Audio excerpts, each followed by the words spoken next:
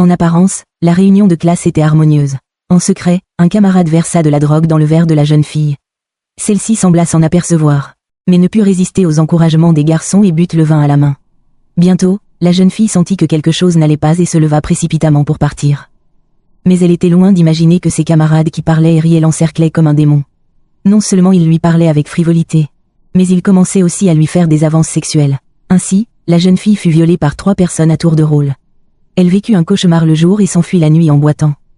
De retour à la maison, la jeune fille ne put retenir ses larmes.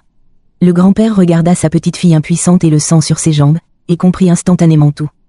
Mais lorsqu'il apprit que sa petite fille refusait d'être violée par le violeur, grand-père tremblait de colère. Grand-père tremblait de colère, puis il prit une hache et s'apprêtait à tuer ses bêtes.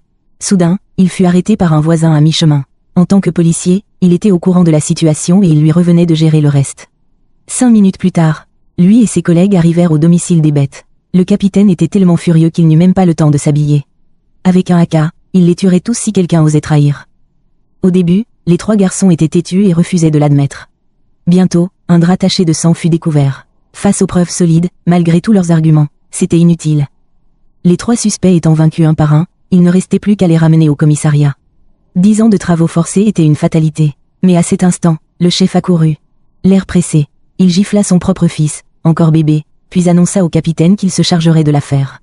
Cependant, le capitaine refusa d'accepter et dut obéir au chef. Après le départ de ce dernier, il affirma que les 3 garçons seraient acquittés dans la semaine. Cependant, le capitaine sous-estima visiblement ses capacités. Le lendemain, les 3 bêtes garèrent la voiture en bas de la maison de la jeune fille. Celle-ci ne put que tirer les rideaux et se cacher dans la pièce sombre. Le grand-père ne supporta pas de voir sa petite fille déprimée ainsi, alors il l'emmena au tribunal, espérant que le juge leur rendrait justice. Cependant, il n'avait jamais imaginé que le juge fût lui aussi un pervers.